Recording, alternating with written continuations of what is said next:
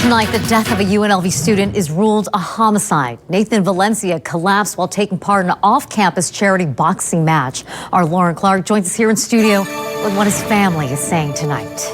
Well, Marie, first something to clarify. Homicide under Nevada law means death at the hands of another and does not necessarily condone an intentional act. Now, that's the manner of death. The coroner's office confirms to News 3 Nathan died from blunt force trauma to the head.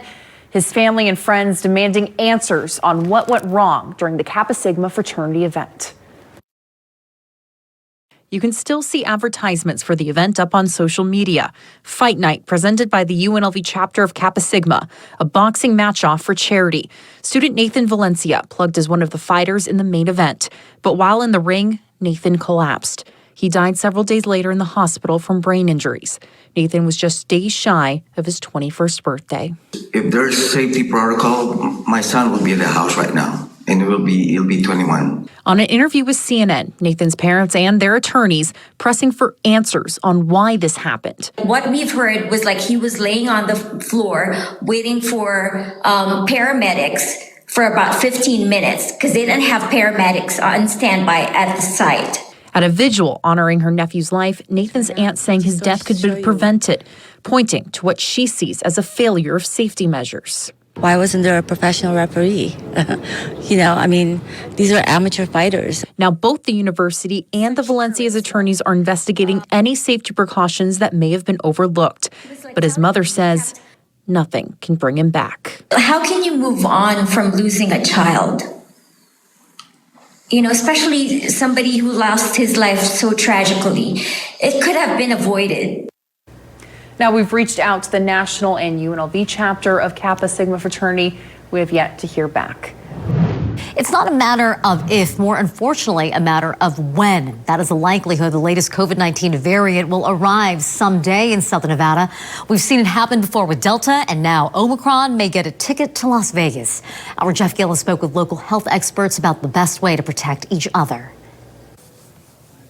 It's not like we haven't done this before, but experts say now is not the time to forget your COVID-19 toolkit. I think we need to be cautious, but at the same time, we need to continue to practice those measures that we know are effective against this virus. The health district's Dr. Court Loaf says with a new potentially more potent variant on the horizon, there's no reason to panic.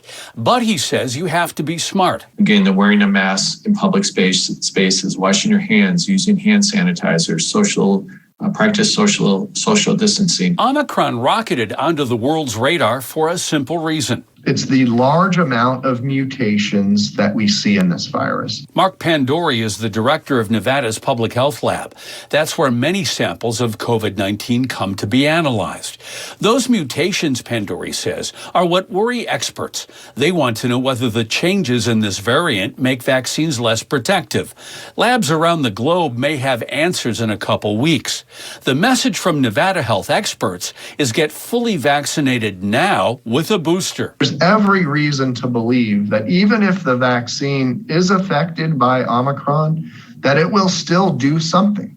And something is always better than nothing in terms of immunology. In Clark County, the latest numbers show only 54% of residents eligible for a shot have completed their vaccines. We have plenty of vaccine available.